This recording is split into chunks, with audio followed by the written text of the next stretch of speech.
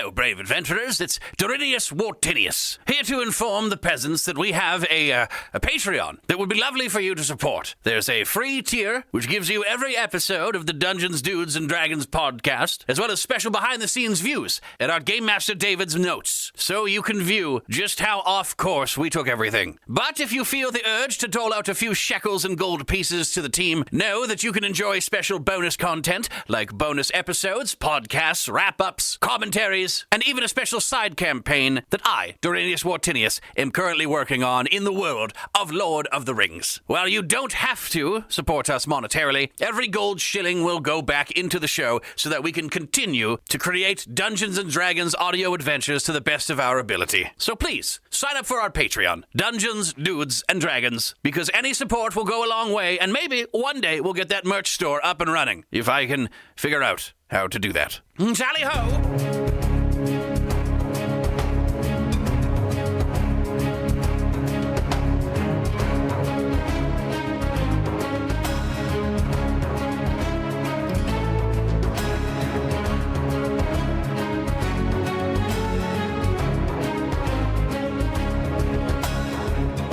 Well, welcome back to Dungeons, Dudes, and Dragons. My name is David Ashbaugh, your Dungeon Master, of course, and as always, joined by our three fearless adventurers, David, Darren, and Alex. They are all level 4. We've got ourselves a half-elf fighter, got ourselves a tiefling bard, and an Aasimar wizard. And, well, I will say this, we had literally just recorded episode number 18, which was a ton of fun. This is episode 19, boys, which means we're one away from that landmark 20th episode. I can't believe how far we've come. Only a small percentage, apparently, of podcasts make it to 20, so we are one away.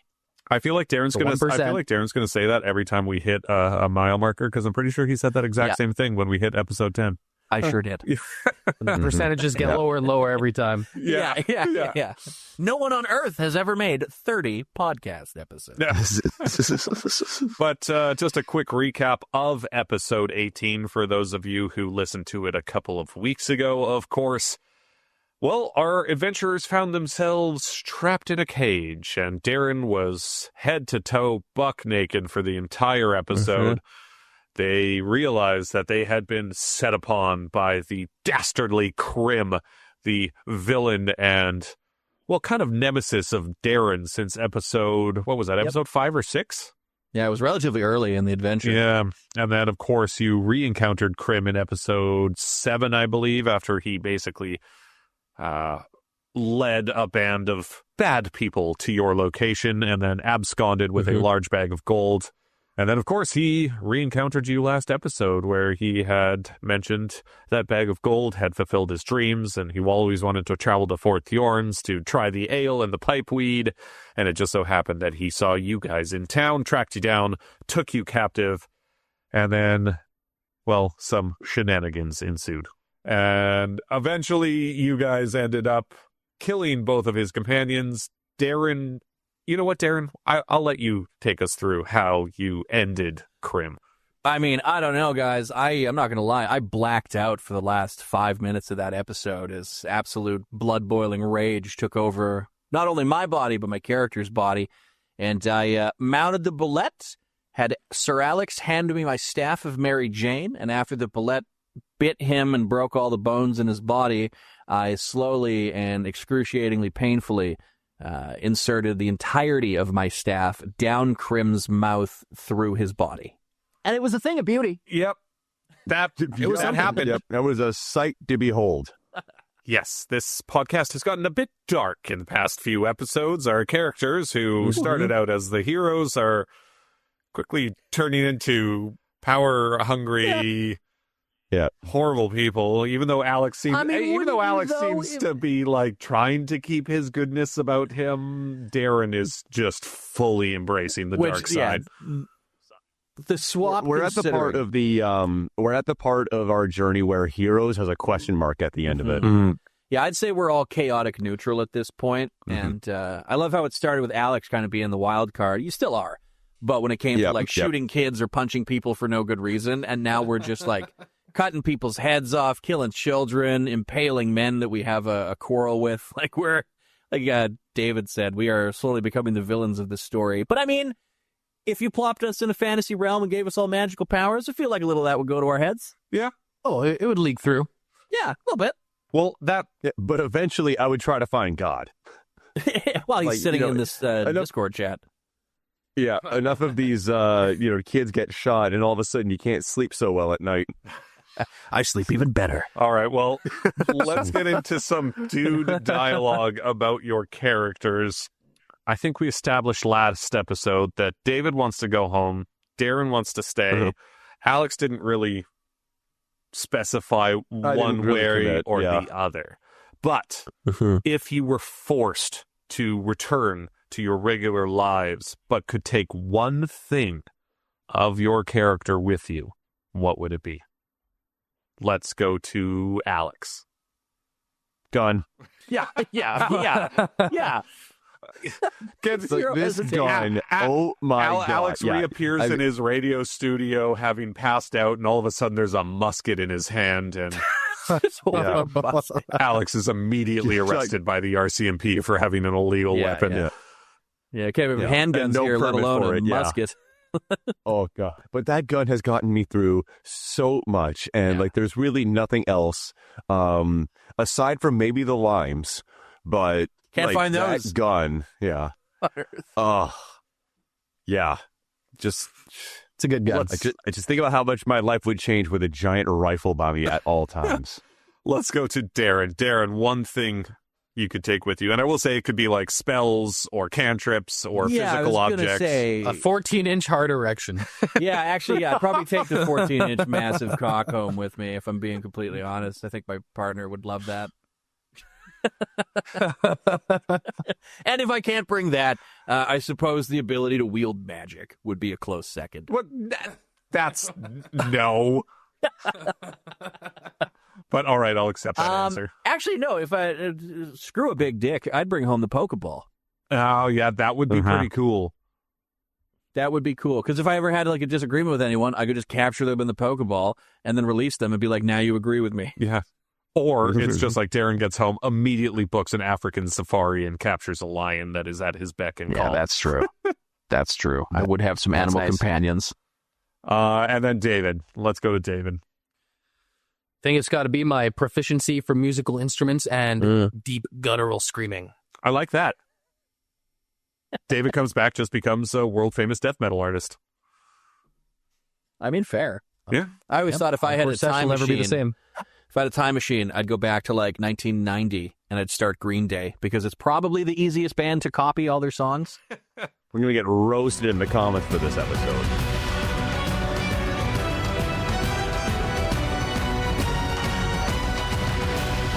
So you find yourselves, Darren, you had just fed your pipe down Crim's throat and then fed Crim to the bullet, who is still loose in the forest.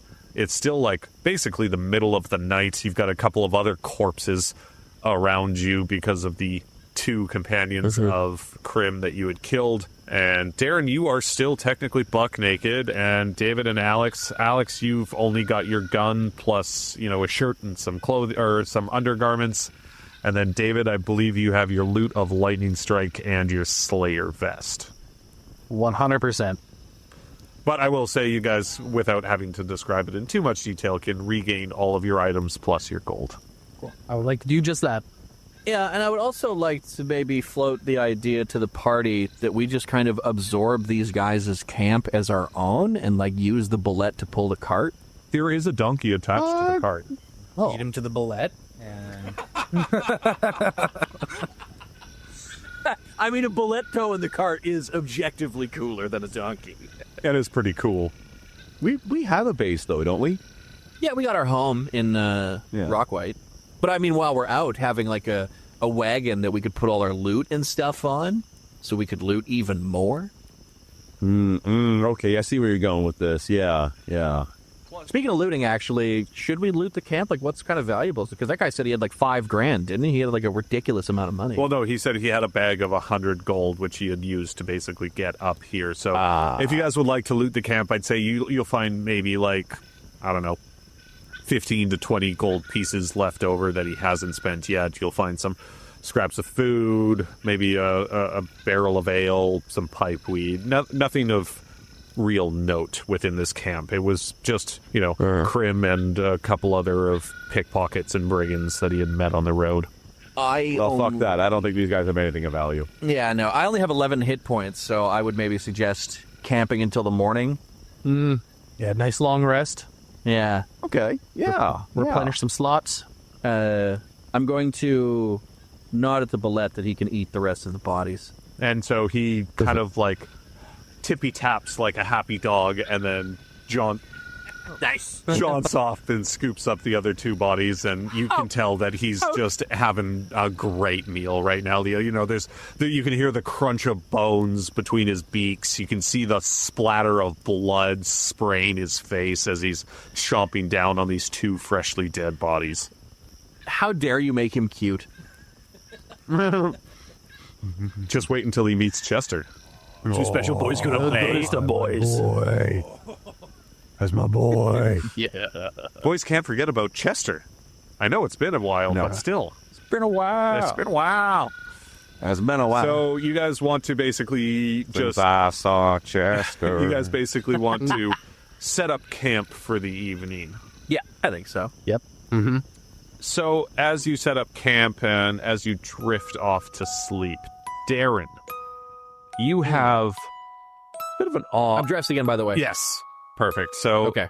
And you guys, I'm guessing, are using the tents that had already been set up by Krim and his cohorts. Yeah. And so, Save some time. Why do more work that you don't have to do? If it's already set up, like, oh, yeah. Work smart, not hard, boys. Exactly. and so Darren, you fall into a deep, deep, deep sleep. And then you have a bit of an odd dream. And this dream kind of portrays what looks to be a wooden key with a flower growing out of the top of it on a dais. And it seems this dais is hidden somewhere underground. And then all of a sudden you see a large bottle of beer pouring out its contents onto this key. And then, bam, you snap awake. And it is morning time, and you can all take a long rest. Hey. And as you guys are kind of stirring awake in the morning, the birds are chirping, the sun is just peeking out, and you hear a set of footsteps coming up to the camp. And all three of you turn to look, and you recognize, hey, it's Chuck. And Chuck has his bow and arrow loaded and ready to go, and he looks at all three of you. He's like, oh, boys, you didn't come home last night, so I had to come out and make sure you boys hadn't gotten yourselves into much trouble.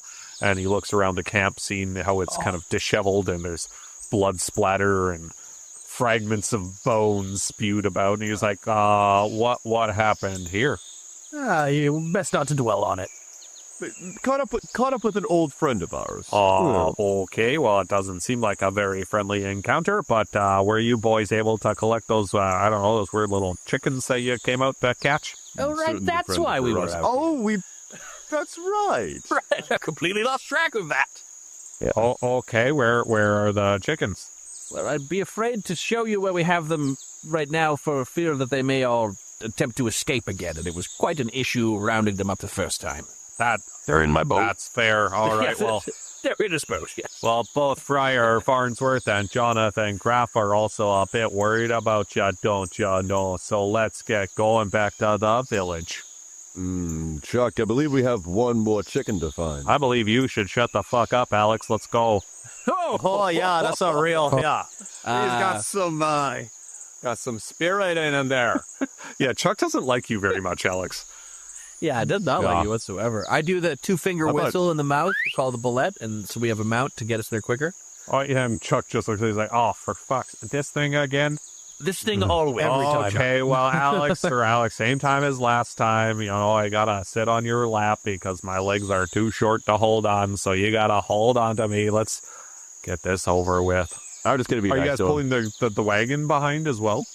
I mean, I think having a wagon is a good thing. Hurt. What do you want to do with the Mobile what do you want to do with the donkey? Harvest its meat. I was going to say, we could butcher it, and then we have rations for probably a year. Yeah, you could do that if you want.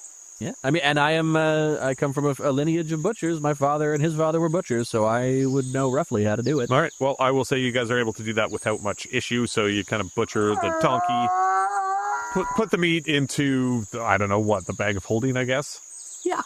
And, I think so. All right. And so the bullet takes off, wagon in tow, all four of you on the bullet as you ride back into town. That takes you all the way back to Jonathan Groff's house.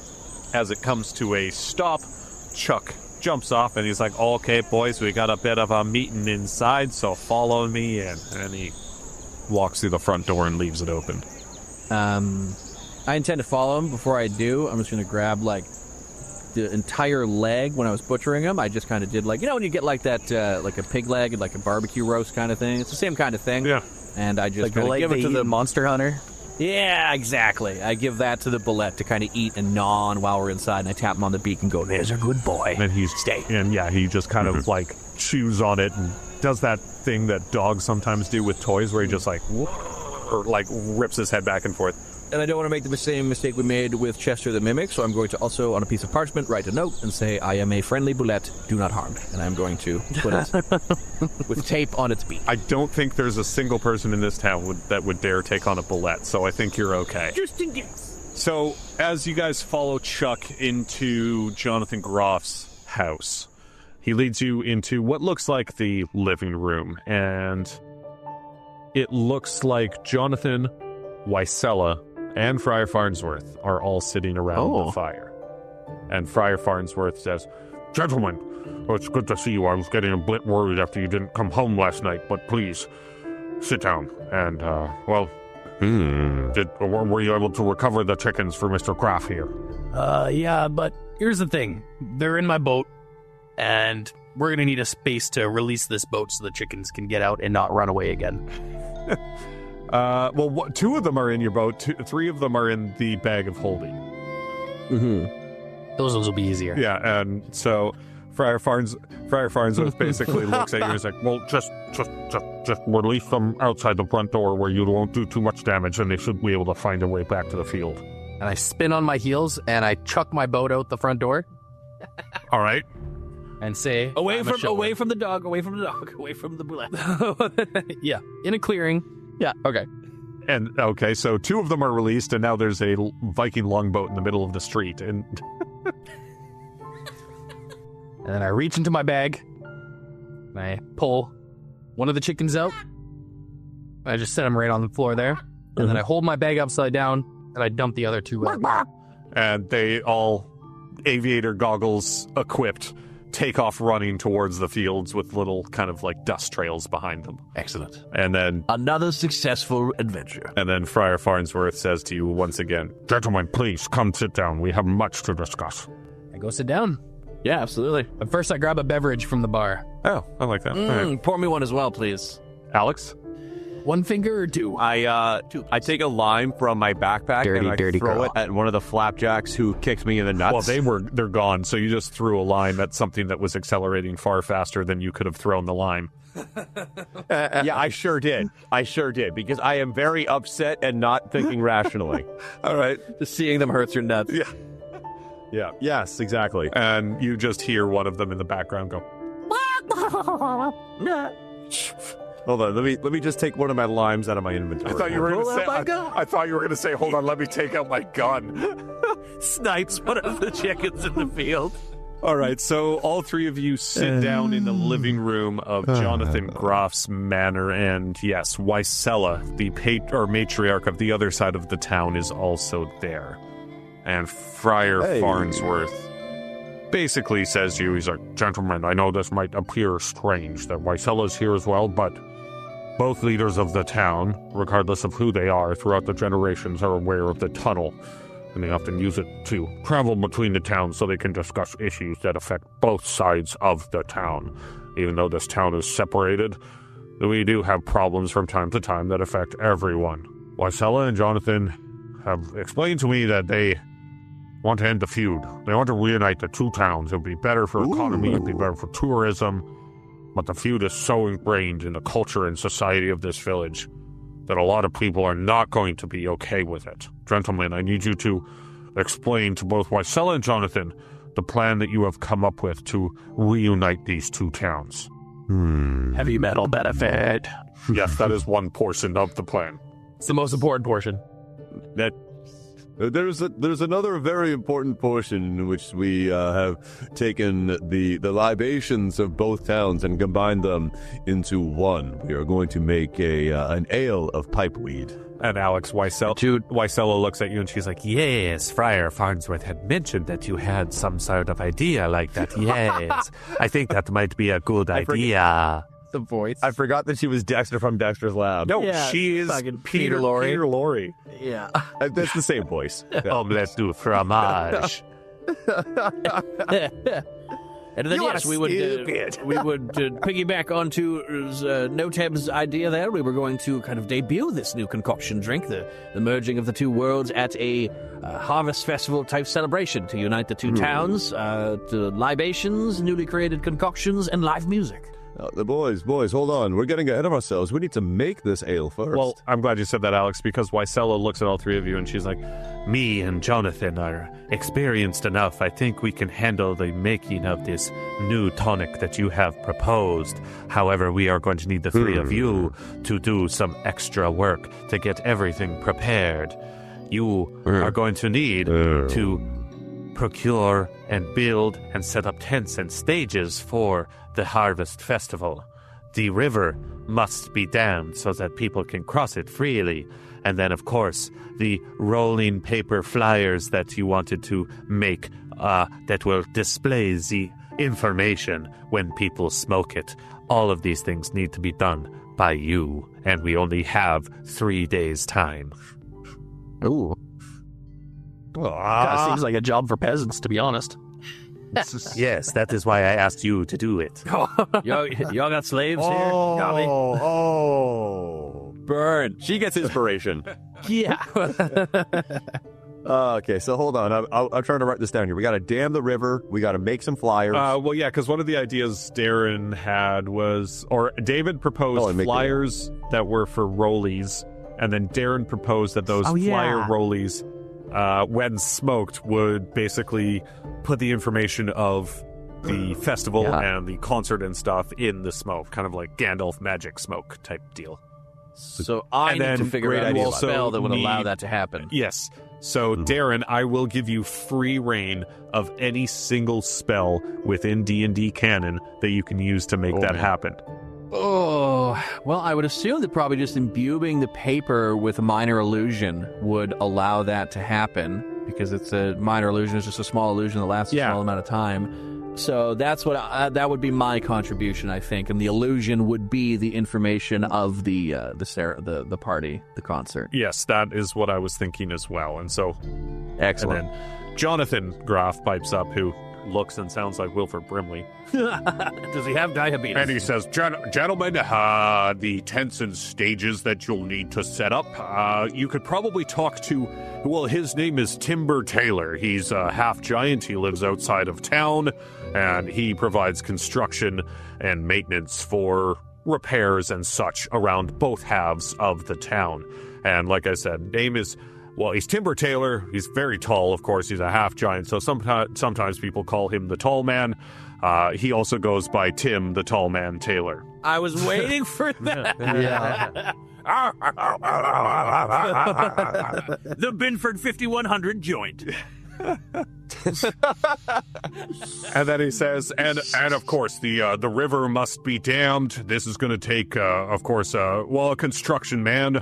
And most of the construction on this side of the river is done by, well, we call him the foreman. And, he wears red head to toe, so you can call him the Red Foreman. The Red Foreman. Oh, my God. Goodness, yeah. And then he's like, and then, of course, the rolling flyers need to be made. They need to be printed and imbued with magic. And, well, we've got a guy named Bill, and he's our flyer guy. Bill Nye, the flyer guy.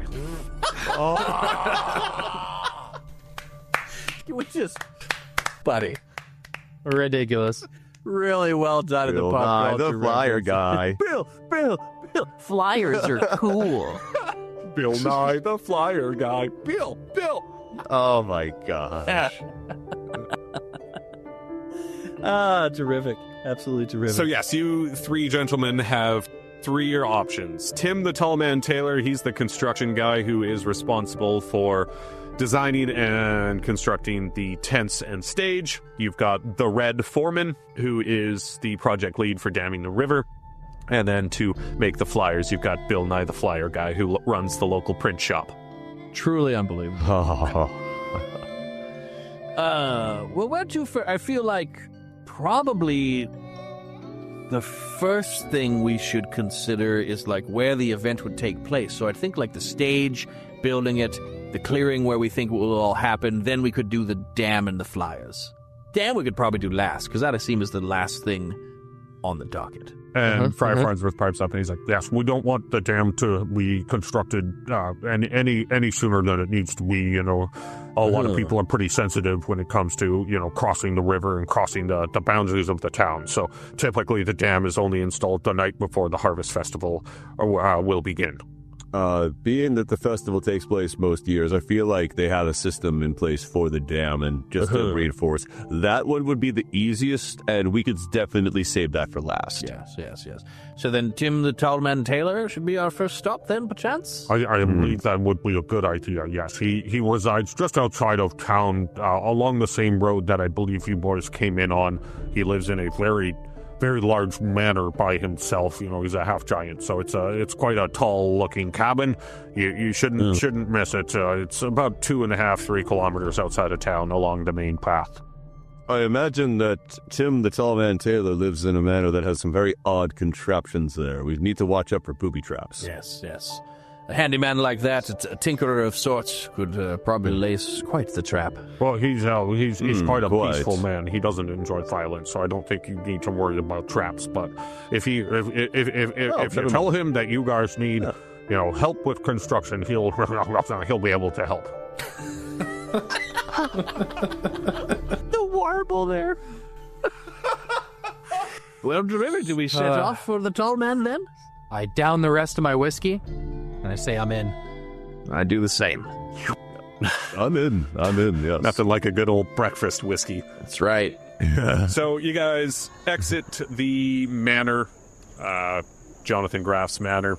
You are bid adieu by all three of the people sitting inside, and, well, I mean, it's a pretty standard one-road town, so you guys know you basically need to turn left out of the front door, and that will take you out of town and back onto the main road.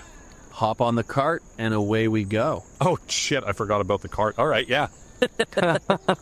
And so, you guys hop on the cart, you got the bullet hooked up, and Darren, I would like you to make me a animal handling check. Oh, shit, okay. First roll of the game, 22. Perfect. So tell us how you control the bullet to get you where you're going, basically. I would say that the party can probably now at this point ride in the cart. Hey? Safe to say, yeah. Yes. So I'm going to almost sit Daenerys Targaryen style. Kind of just right on if you look at the art, there's like on his back, that back shell, there's like a little divot there that a dude could probably straddle. Yep. And I'm just going to kind of sit there and horse mechanics, kind of just like a little hit, but not like a painful one, to the side, just to let him know like it's time to go. And then I flex the leg in the direction I want to steer. Okay, cool. Well, yeah, and I mean, you rolled well, so you're able to do that, and you guys pass past where you had encountered Spray's painter. Unfortunately, him and his traveling wagon are no longer there, and you travel just a bit farther past where you had landed. Oh, I should also say that Fred had stayed with the plane, and you guys hadn't encountered him yet, so he's probably just watching over the plane, having himself a good time. And yeah, you know, another half kilometer or so down the trail, you come upon basically a large clearing in the forest that contains what looks like an absolutely massive log cabin. Like, it's got like 15-foot doors. It's itself about 40 feet tall. That's 2 stories for a half giant.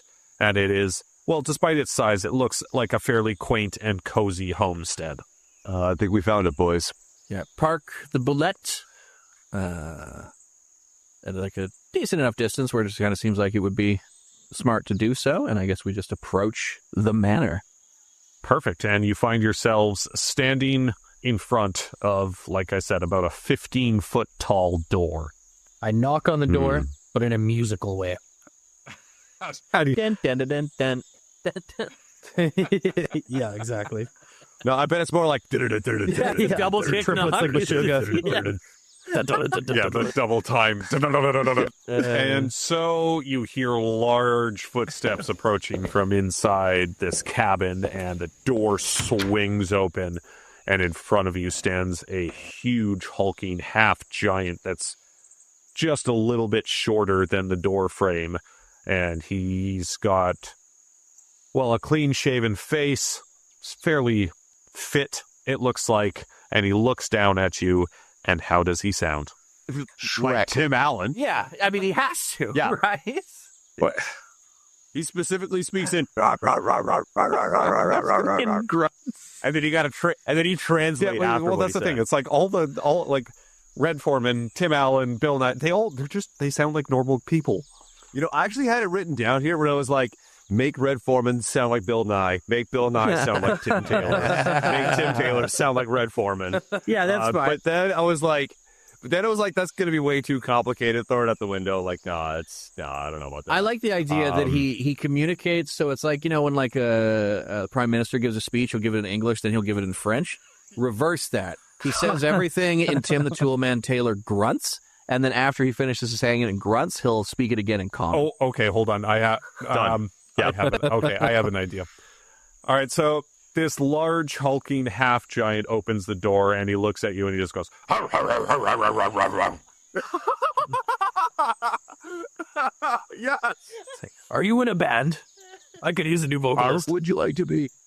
And then all of a sudden, you hear a voice speaking common, being like, 1 second, I'll be right there. And out pops what looks like a... Jonathan Taylor Thomas. No. Damn it. What looks like... He looks like a dwarf, pudgy guy with a brown beard, and you hear the half-giant go... "Har, har, har, har, har." And the dwarf looks up at him, and he goes, "I don't think so, Tim." Take an inspiration, die, David. It's Al. And he's wearing flannel. Exactly. Oh, my God. And Al Borland. And and Tim the tool man, or the tall man Taylor goes, "Har, har, har, rem." And the dwarf goes, he wants to know what you're doing here. Wait. Can I make a quick suggestion as well? Or just Tim's a giant. It would be really funny to me if Al was the same race as Chuck. Ooh. Can we throw that in there? All right. Yeah. No. Yeah. Retcon. Yeah. No longer a dwarf. It's a halfling that looks like Al Borland. Beautiful. Yeah. Beautiful. Yeah. Beautiful. Yes. And so he says again, he wants to know what you're doing here, and well, I do as well. I mean, we can use some help I kind of building just up look around a festival. bewildered. A festival. Oh, for the Harvest Festival. You're here about the stages and the tents and stuff like that. We've been talking about getting those set up quite quickly. Yes. And then the half giant kind of looks down at him. He's like, and the halfling Al Borland looks up at him. He's like, "Tim, please, 1 second. I'm talking." And he says, The old married couple. he's like, "Okay, so what do we need to do? We need tents. We need a stage." Yeah. Mm-hmm. It's about all of it. About right. I was hoping that you would kind of know more about this, being that this is an ongoing Okay, festival. perfect. Well, You're the foreign. and he looks at Tim and he goes, "Tim, I need you to design tents, stages, well, and all of that." And the giant looks down at him. He's like, and he retreats back into the house, and you see him kind of sit down at a large drafting table, and he starts drawing things. And then Al Borland looks at you, and he's like, "You boys need to go chop down some wood. There's axes in the shed." And he closes the door in front of you. Hell yeah.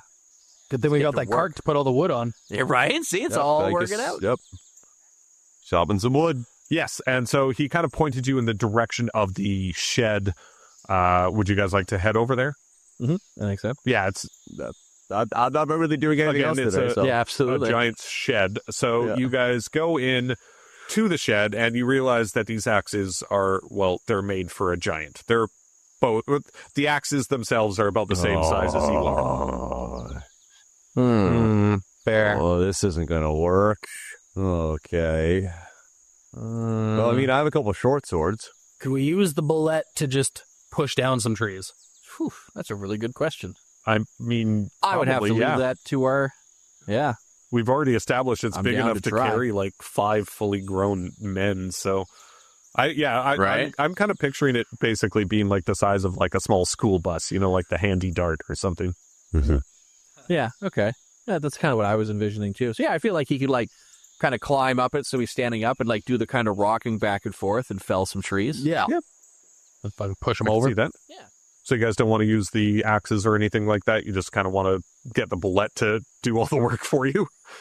I'm gonna try to pick up an axe. I just want to see. Yeah, I'll get it on that. All right, everybody make me a strength check to see if you can pick up one of these axes.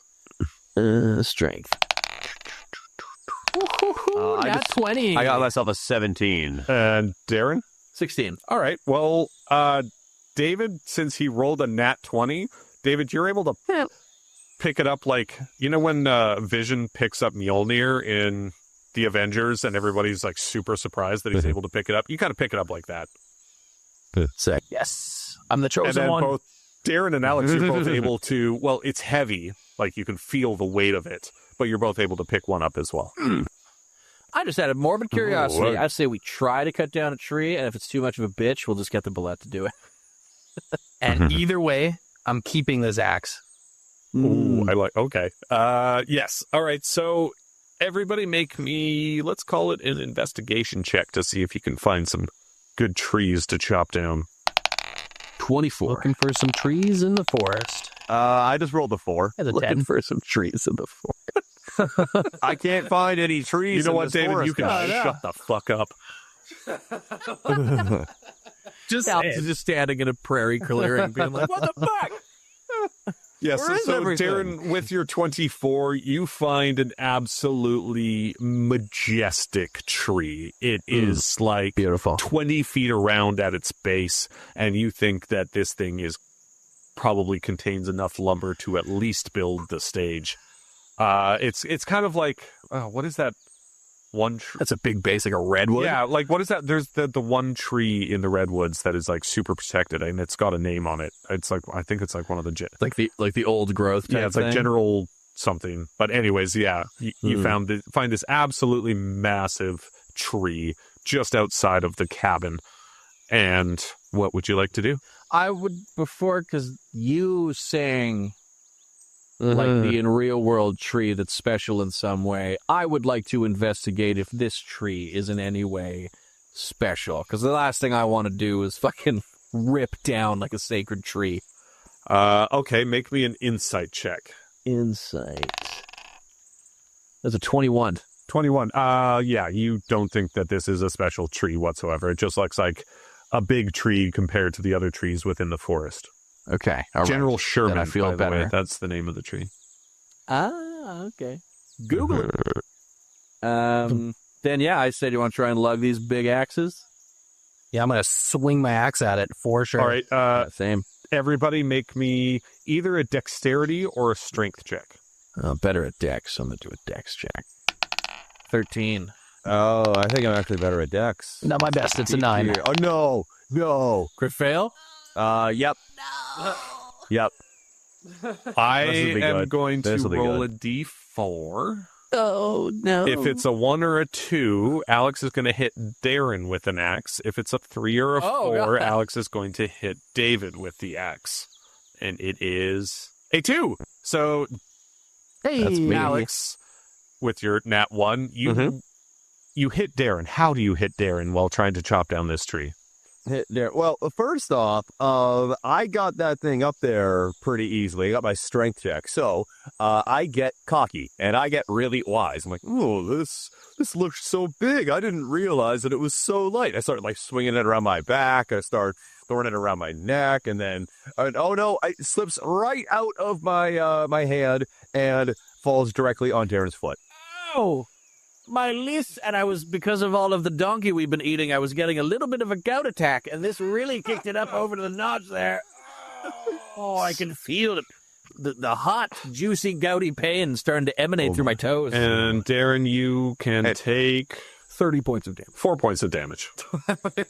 4? Okay, I could do 4. Oh my! I can do 4. Oh, And you know my. Watch where you fucking swing Oh, that thing, my. Sir Alex. Christ. And you know what? We'll say because it's 4 points of damage, he chops all but your big toe off. Oh, Ouch. no. Ooh. Oh, all of those little piggies are not going to the store now. Oh, can I gather my... I'm going to gather my toes. Okay. Just in my hands, pick them up. Are you good? And I'm gonna... Are you going to finish those? Are you going to finish toes?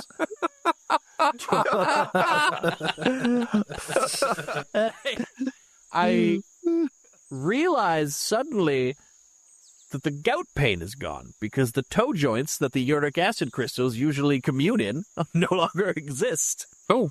And the missing toes hurt less than the gout itself. Well, there you go. And you still have your big toe, which you need to balance. Now I can still balance, but I'm going to look at Devad. I'm going to be like, do you have anything that could attach toes again? I'm just kind of like looking at you, just like, Don't you have like I got some mending guitar or string. something? I have a guitar you have string. a mending spell? Yeah, okay. I'm going to see if I put my stump up on the back of the cart and put my toes beside it. I'm going to ask Nevad to like thread Like, my toes back stitch on your using toes a guitar back on? string. Yeah. yeah, I'm gonna. All right, David. My guitar is like a 27-string guitar, so I can. All Spare right, one of David, them. make me a medicine check. Medicine. Here we go. That's a 16. All right, not bad. So, yeah, you're able to... Well, you know what? I'll let you handle this. You're able to reattach Darren's toes. Describe it to us. Well, I'm not very versed in reattaching toes to people. Mhm. So say the first one, I'm going to start off with the pinky toe. I kind of fucked it This up a little piggy bit. goes to market. It's backwards. And are you putting So the it's toes in the it's correct... nailed down. Are you putting the toes in the correct order? I'm trying my best, but I feel like your feet are probably one of those feet where the toes are very similar in size. I mean, they were. So I'm just not too sure. So we'll do pinky toe in the pinky toe spot, Mhm. but it's upside down, nail facing towards the floor. But it's upside down. And then I'm starting to get my stride, so the next one's a little bit better. You know, my sewing, not up to par. I'm used to only sewing on Slayer patches and not toes. So getting better. And then we'll say the next two, I nailed it. They're looking nice. Perfect. So Darren has 4 reattached question. toes, one of which is pointing up at him and smiling. Now, question. That string was from your loot of Lightning Strike, right? Correct. Is there any residual lightning-based energy that now resides try. in my toes? Oh, no. Okay. Oh, I'm no. strum your toes.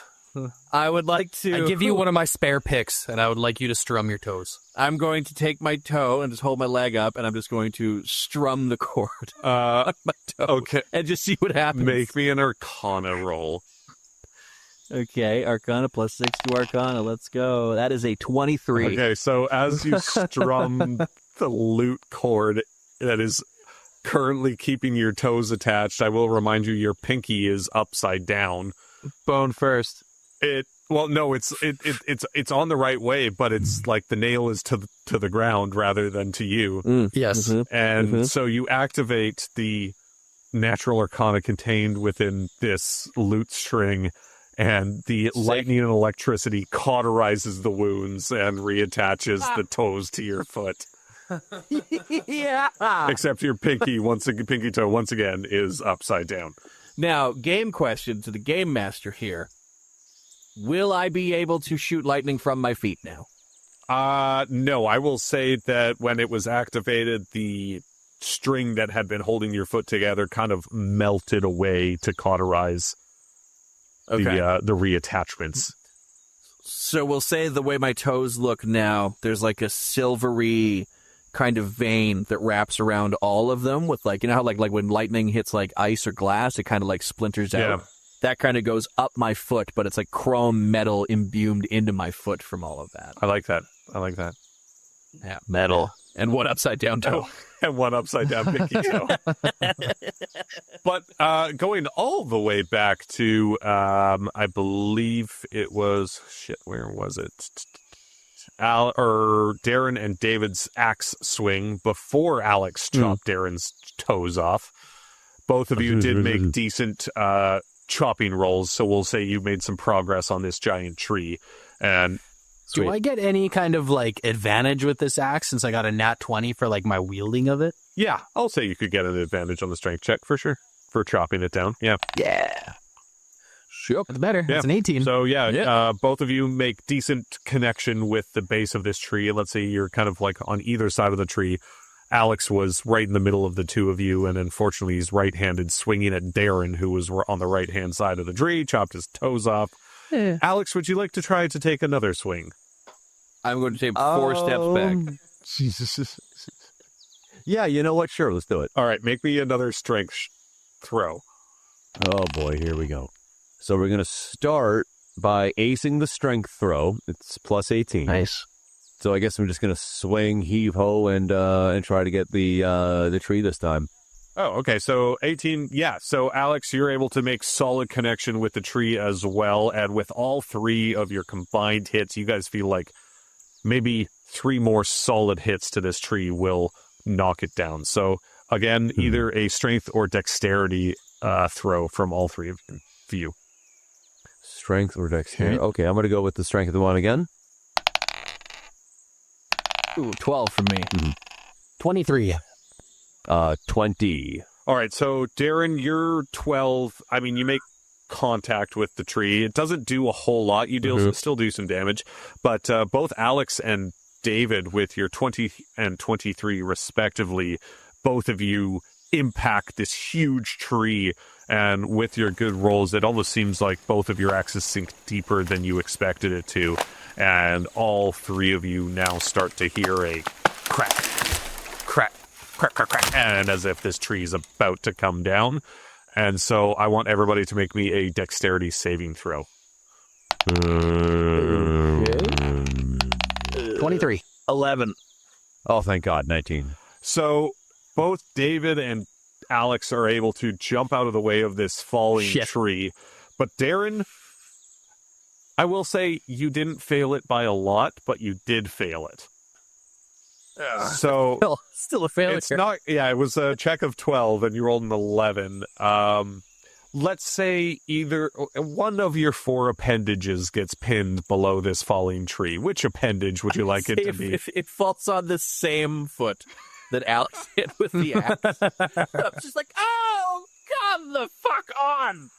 All right, and now Darren is pinned under an absolutely massive multi-ton log. Oh, my. All right, see you later. Yeah. Yeah, I don't know. Me, I would be, I don't know, probably fucking passing out from the pain. I am stuck there. Alex and David, what would you like to do to try and free your companion? Well, I think I'm going to take my axe and take the butt end of it and try to, like, stab it underneath the ground of the tree, kind of like to the right of Darren where his foot is, and try to get some, like, leverage to, like, pry and roll All right, it cool. over. Make me a strength check. Oh, hold on. I just want to throw this in there real quick. I'm just going to pull out my gun. We've got to put him down, I'm boys. say, Put him out of his misery. And I'm going to say, yeah. Whatever No-Tab is trying, I really hope it works. Oh, God. All right, here we go. Not the best. It's a 5. Yeah, so as you put your axe handle under the log to try and leverage the log off his leg, you also put it underneath Darren's trapped leg and just crush his shin and foot more into the log. Not that way. Nope, that's not working. And we'll say his leg is trapped under the log, like just below the knee, so it's not the full leg. Darren, is there anything you can do? Am I in earshot of my bullet to get it to maybe come over here and push this thing away from my leg? Yeah, I could say yeah. I would say yeah. So you want to... As No-Tab is like crushing my leg against the bottom of this tree, I'm just like, no, stop. Leatherhead, over here, to me, Leatherhead. And so Leatherhead, still attached to the wagon, runs headlong into the forest, and unfortunately the forest has lots of trees that the wagon cannot fit behind, and so the wagon gets absolutely decimated on these trees.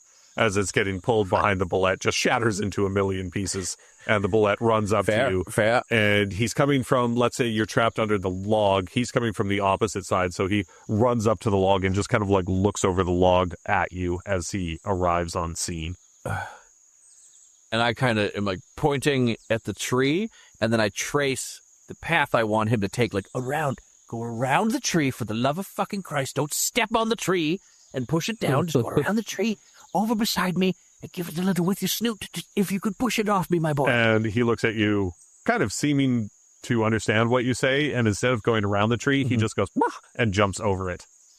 And then he takes his muzzle, puts it down, and kind of gently rolls the tree off of your leg. However, Darren, that was very unpleasant for you, and you, my friend, are going to take 4 points of damage. And I will say you're going to probably be walking with a limp for the rest of the episode. Rest of my life. And Just pop an aspirin. You'll be fine. well, Oh, yeah, I'm going to pop an extra strength tile. oh, okay. Then what is the healing? A 1d8, I think?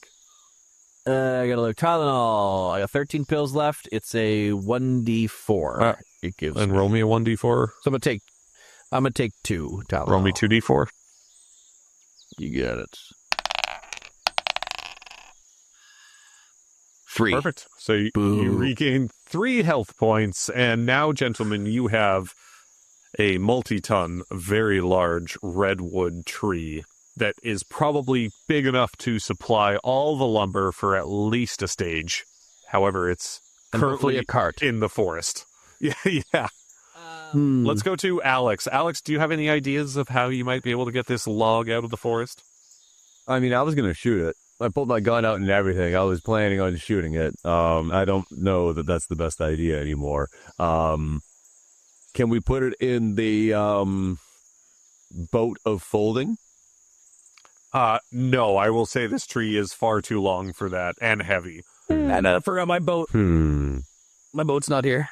It's in front of our house. And the boat is that's still right, I technically in the forgot. middle of the street in front of the house. I forgot about that. We ever got that back? Okay, no problem. I mean, David did not specifically say he retracted it, so yeah, no, good call on that, David. The bullet strong enough to drag the redwood back into town. It could make a strength, well, not into town. I mean, I feel like you would just want to take it back to the cabin where you can then turn it Pardon me, I into timber. misspoke then. Yeah, that's what I meant, yeah. But Darren, would you like to try and command the bullet to, kind of drag this Yeah, thing? he's got a +4 to strength too. So yeah, I like that plan. Ooh. I'll communicate that to my bullet. He rolls a 21 on strength. Done. Yeah, And so handled. he just kind of goes up to, well, let's say, Darren, you got your leg kind of trapped close to where the stump of the tree was, like it fell on top of you. So he grabs kind of that end of the log just with his beak, and you can see him crunch hard as the tip of the beak on the top beak and bottom beak just kind of grip into the wood, and he drags it back towards the cabin. I limp behind it. Perfect. I guess we follow it back. All right, as you follow the bullet back to the cabin, you can see the half giant is standing out front, and looks like he's chopping firewood, and he sees the bullet first with the big log, and then he sees you guys come, and he's just like, Where's Al Borland to Come again? translate? and he just looks at you, puts a finger up, he's like, and he walks back into his house, goes, and Al Borland, the halfling, comes back out. Where would you like this tree? And the half giant just kind of walks over and quite easily picks up this giant log and heads towards basically a large warehouse facility, it looks like, next to the house on the property. And Al Borland comes out and he's like, well, he's going to take that to the lumber mill. He'll get that turned into some lumber. And I believe then that should be enough to build the stage. And I feel like we could probably handle the lumber and the tent building by ourselves. So, gentlemen, thank you so much for your help. We'll handle it from here. I believe maybe you should probably head back into town if there's anything else you guys need to do. Can I possibly keep this axe? And he looks at you. He's like, well, of course. It's quite impressive you're even able to wield it. I want to fashion on my back like you would in Monster Hunter with the oversized weapons. Love it. Yeah, I like that. I can make that into a weapon for you, David, if you'd like for future sessions. But Absolutely. yeah, I mean, you guys still have the palette. However, you're down a wagon.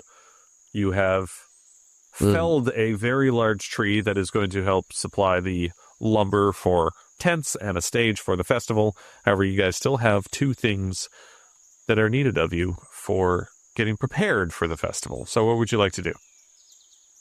I think the flyers are next up. The dam was the easiest one. We're going to save that for last. So we got to go see Bill Nye, the flyer guy. Bill. Flyers are cool. To Bill. So you guys, are you riding the Bullet back to town? Every time we have the chance. All right. Yep. Yeah, whenever we're going, it's on Appalachia. So as you're heading back towards town, you see in the middle of the road, it's Fred. And he looks a bit upset. And he's like, "Oh, gentlemen, well, you are just the people I was hoping to encounter. After you hadn't come home in a few days, I thought I would maybe wander down to the road and find my way into town. And, I found you here. Are you heading back into town?" Yes, we're actually on our way to complete our little task here. We've just finished dropping off some wood for the giant, and we're off to make some flyers to promote the upcoming benefit concert. Well, wonderful. I wouldn't mind joining you boys heading into town. It's gotten quite boring just sitting in the airplane all by myself. Not much to do. Come along with us, Fred. And so Fred jumps up onto the Bullet, despite the fact that he gives it a very serious side eye before he does, because, I mean, this is a guy from the 1930s, and he's looking at a giant lizard monster of some sort, and he's like, okay, gentlemen, I guess lead the way. And you guys make your way back into town, and you wanted to go talk to Bill Nye the Flyer guy. And as you get back into town, Fred jumps off and he's like, "Well, boys, I think I'll go take a look at what is happening at the inn and leave you gentlemen to your travels. Just come find me and let me know when you need old Bessie to fly you back home." And he kind of jumps off and wanders into town, probably looking for somewhere comfortable to sleep after spending a couple restless nights in an airplane by himself. Tally-ho, Fred. Yeah, I'm going to keep him out. We know which way Bill, the flyer guy, Well, like I have said before, it's kind of a one-street town, so you guys do notice that there's a sign outside that has kind of what looks like a primitive printing press on it, and it says, Bill's Printers. I should have known the flyer guy would have a flyer outside his house. Yeah, absolutely. I don't get it. You don't get it? I think for a second, what? All right, so you guys we head into Bill's Flyers, or Bill's Printers, I should say. He also specializes in counterfeit money. Okay. Well, that was a joke. All right. Bill's Printers. Oh. Yeah. I don't get it. Now I get it. Yeah, I get it. Yeah. And you walk in, and of course, there is a tall, lanky man wearing a lab coat standing behind the shelf. And what does he sound like, gentlemen? And I swear to God, if you say Bill Nye, I'm going to kick you from the party. No, He sounds like Red let's say- Foreman. He sounds like Red Foreman. Yeah, he calls everyone dumbass. Yeah. So Bill Nye the Flyer guy is the dumbass guy. Yeah. Yep. All right, well, you walk in, he looks at you, he's like, "What do you want?" We're here to promote a benefit concert, and we'd like to know if we can have some flyers made. What kind of flyers? Magic ones. Smokable ones. So that you can use them for, like, rolling weed into, I guess, yeah? Yes, and if possible, I'd like to add a little bit of magical allure to them so that the details of the flyer apparate in smoke as they're being enjoyed. Well, dumbass, I need the details before I can do that. I look at fucking Sir Alex and No Tab and just do like a little, this fucking guy. I look at DARRENIOUS and I go, I'm pretty sure he's done this before. Don't look at them, look at me. I'm asking you a question, dumbass. Whoa. I regret giving this guy the personality. Yeah. Now I have. Whoa. Okay, yeah. We're going to kill Bill Nye the Flyer guy if he keeps this up. Yeah. Do we have the information? Table Talk. We have the information. It's in 3 days, right? Yes, 3 days' time. And then I guess maybe you would want to put something about Davad Notabe, the superstar from Rockwhite or something like that. World famous. Yeah. Champion metalhead Davad Notabe of Rockwhite headlining on stage A. The unveiling of a new Unity drink. It was a drink, right? Yes. Yes. Yeah, so we'll have to have something on there about the drink that they're unveiling, and then the whole point of it like is the title from. Sorry. Say it? No, go ahead. I was gonna say I'm picturing that one episode of The Office when he's like doing the headline. It just goes on and on and on and on and on forever. Yeah, because we need that. We need the date. We need that the drink's going to be there, that David's headlining, and then something kind of teasing. The whole thing is about bringing both sides together finally. So there needs to be a tease about something, a big crescendo type thing, right? To really put asses in seats. All right, well, so since you've been saying that out of character, you three have literally just been staring blankly into this guy's shop for the last 2 minutes. And he just looks at you, he's like, what are you doing? Alex, you take this one. No, I'm still staring in. Let's go with yes. I believe we have the details. I believe we have the details for you, sir. Just give us a quick second to write them down here. Is there anything else that you may need from us? Just a magical spell to imbue the rolling paper flyers, whatever it is, with the ability to, I don't know, display the details in smoke? Look at him and stop for a second, and then I said, we were going to use an illusionary spell I'd like to imbue all the papers with to make this happen. Okay, and are you going to do that for me? I will. Yes. Perfect. All right. Well, it's 5 silver per flyer. How many flyers do you want? 1 million. Yeah, 200, yes. Yes, 200, and then we will fly over in Fred's machine and drop them from the sky. Oh, I like that. That is a good idea. Yeah. So, yeah, for sure. You want 200 flyers at 5 silver apiece. So, what, be 100 gold, I guess? Yeah. Fucking pocket change, boys. Right, yeah. So he basically says, all right, dumbasses, give me the gold, and I'll have those ready for you, and then you can come by, I don't know, maybe tomorrow or the day after that, and you can put your magical illusion spell on it. I'll pay him. All right, this one's on me. Oh, you'll pay? All right, never mind. I take it back. I never said anything. Yeah. Slide my satchel back into my pocket. Twist my rubber arm. Yeah. And, okay, so which one of you is paying him the 100 gold? I'm paying him the 100. I'm going to just take 100 gold out right now. Since he's an asshole, flick him 1 gold coin at a time. That's a great idea. Yeah. And now, in the podcast, we are in real time going to count to 100 flicks of a coin for the next 15 minutes. So strap in, listeners. And here we go. Yeah. So you flip him individually 100 coins. Love it. Yes. Okay.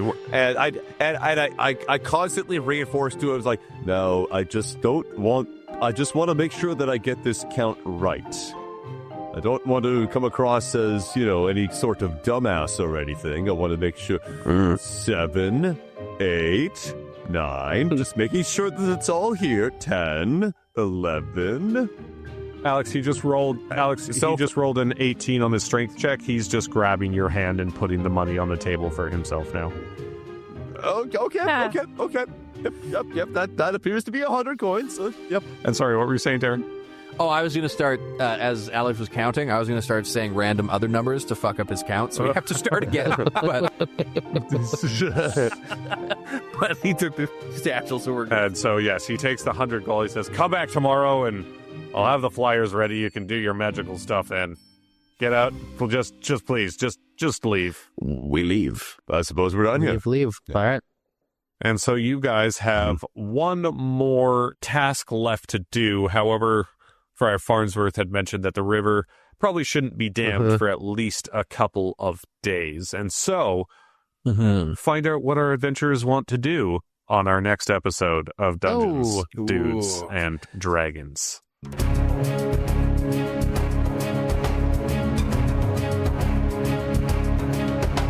Dungeons, Dudes, and Dragons is David Beaton, the Tiefling Bard, Alex Kerrigan, the Half-Elf Fighter, myself, Darren Warts, the Aasimar Wizard, and our Dungeon Master, David Ashbaugh. We're an independent podcast that relies on you, the listener, to spread the word. If you enjoyed listening, please give us a follow on Instagram, YouTube, Threads, and TikTok at Dungeons, Dudes, Dragons, or contact the show directly by emailing us at dungeonsdudesdragons@gmail.com. But more importantly, tell your friends, your coworkers, even your pets to give us a listen. If you'd like to be featured as an NPC, or if you have homebrew items that you'd like to see featured in the show, tag us at Dungeons, Dudes, Dragons on social media. Thank you for listening, and we'll see you next time on Dungeons, Dudes, and Dragons.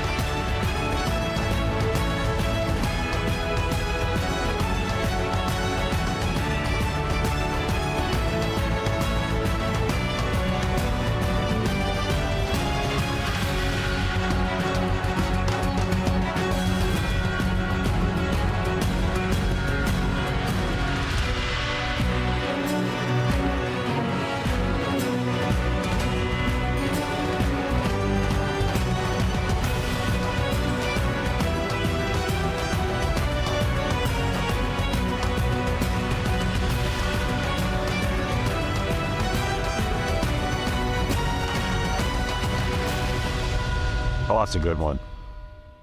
It's a good clap. Love the clap. That's a good clap right there, yeah. Good clapping. Highlight of the show every time. We've really grown as a group of clappers. Really tangy there, yeah.